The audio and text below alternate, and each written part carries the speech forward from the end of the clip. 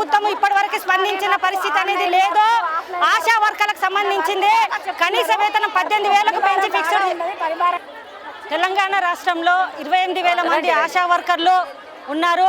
మేజర్గా అనేక డిమాండ్ల మీద ఈరోజు రాష్ట్ర వ్యాప్తంగా చలో హైదరాబాద్ అనే పిలుపు ఇవ్వటం జరిగింది. ముఖ్యంగా మేజర్ డిమాండ్ ఏంటంటే గత ప్రభుత్వం ఉన్నప్పుడు అదే డిమాండ్, ఇప్పుడు కూడా అదే డిమాండ్. 18,000 వేతనాన్ని పెంచి ఫిక్స్డ్ చేయాలని, ఈఎస్ఐపిఎఫ్ సౌకర్యం కల్పించి ఉద్యోగ భద్రత కల్పించాలి. అట్లాగే ఏఎన్సీల పిఎన్సీల పేరుతో టార్గెట్లు పెట్టే కార్మికులని శ్రమదోపిడీ చేస్తున్న పరిస్థితి కనబడుతుంది.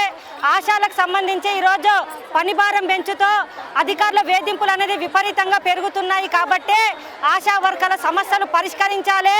అసెంబ్లీ జరుగుతుంది, అసెంబ్లీలో ముఖ్యమంత్రి గారు ఆశాల సమస్యల మీద చర్చించి ఈ అసెంబ్లీ అయిపోయే లోపల 18,000 వేతనాన్ని ప్రకటించాలనేది కూడా ఈరోజు మేము కోరుతా ఉన్నాము.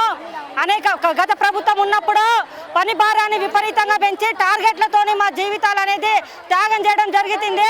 ఇప్పుడు కాంగ్రెస్ ప్రభుత్వం వచ్చినాక కూడా ఆశాల సమస్యలు ఇప్పటి వరకు పట్టించుకున్న పాపాన అనేది ముఖ్యమంత్రి గారు పోలేదు. కాబట్టి మా సమస్యలు పరిష్కరించాలి, పని భారాన్ని తగ్గించాలి.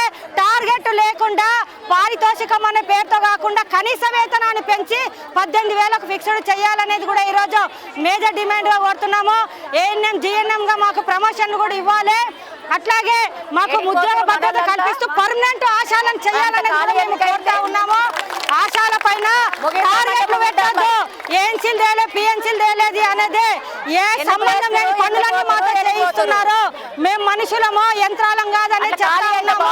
అసెంబ్లీలో దేని మీద చర్చిస్తున్నారయ్యా ముఖ్యమంత్రి గారు? మా సమస్య మీద. ఈరోజు రాష్ట్రం అంతా హైదరాబాద్ లో ఉంది, పక్కనే 4 అడుగులు వేస్తే అసెంబ్లీ.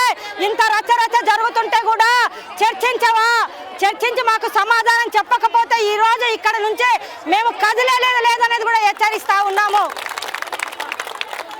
కావున వెంటనే మా సమస్యలు పరిష్కరించాలి. సమాన పనికి సమాన వేతనం 18,000 ఫిక్స్డ్ చేసి పెంచే వరకే మా ఆందోళన పోరాటాన్ని మేము ఆపేదే లేదనేది హెచ్చరిస్తా ఉన్నాం.